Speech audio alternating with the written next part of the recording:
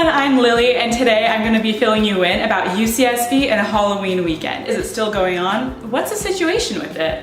Well, let me back up for a second. For the longest time, UCSB was known to have the biggest parties for Halloween and a Halloween weekend, but sadly in 2014 during Deltopia, which is another huge party weekend at UCSB, there were massive riots that broke out. So ever since 2014, there's been strict rules and regulations enforced by the police. So ever since those rules were put into place, Isla Vista has been a complete ghost town during Halloween. I mean, if you walk up and down the streets, you will not see people going crazy and partying. The streets are quiet. In fact, they actually enforce a noise ordinance at 6 p.m. So that way, if there's any parties going on at night, they will be shut down. So what does that mean for the students at UCSB, and what do they do for fun instead? If the parties are all shut down, then what is there to do? Well, first things first, people will oftentimes party the weekend before and after Halloween because, I mean, parties still go on in Isla Vista. It's just not Halloween weekend that happens. Well, this year actually, they aren't just shutting down Halloween the weekend before, but also the weekend after, because Halloween's on a Wednesday this year, so I guess they don't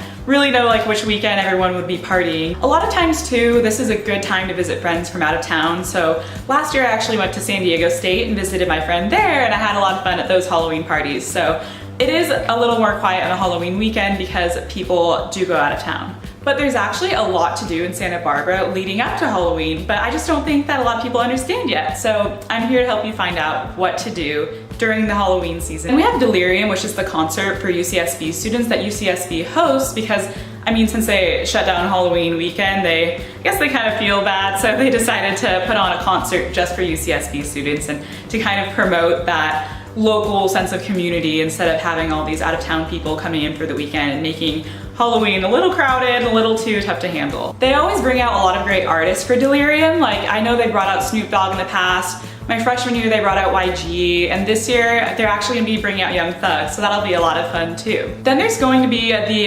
UCSB versus Cal Poly soccer game, which is always the biggest soccer game of the year. UCSB isn't really known to be all that into sports, but the one thing that we really get into is the soccer games, which are so much fun. We go to the stadium, and there's actually this funny tradition too. People will bring out tortillas and they'll toss them out on the field whenever there's a goal, and the crowd goes crazy.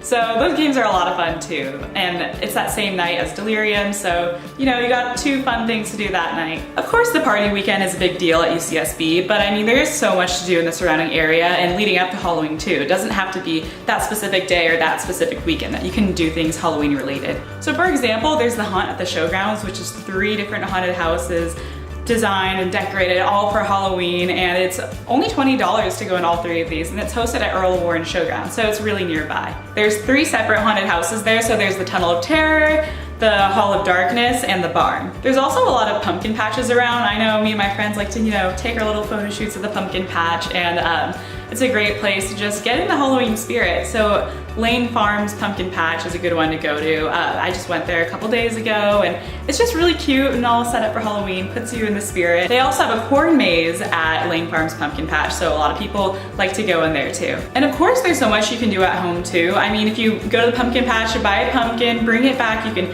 carve pumpkins, bake a lot of treats, you know. Pumpkin seeds are a great one to do, and there's so many different recipes out there if you're looking for some more baked goods to do as well. And who doesn't love a good Halloween movie night at home? It's so much fun to just get your friends together and enjoy a night in. If you go 30 minutes up the coast to Gaviota, you can actually go to their campfires that they have on site, and the beach is right there next to it too, so you can have a beach bonfire, tell some scary stories, and also hit the beach when you're done with it all. There's so many other things to do for Halloween. I couldn't fit it all into one video, but if you click the link below, I have a site that you can go to find out all the different Halloween things you can do in the area. That's all for today. I hope you have a great Halloween, and there's still some time to celebrate the season before the actual holidays. So have a happy Halloween, and I'll see you next time.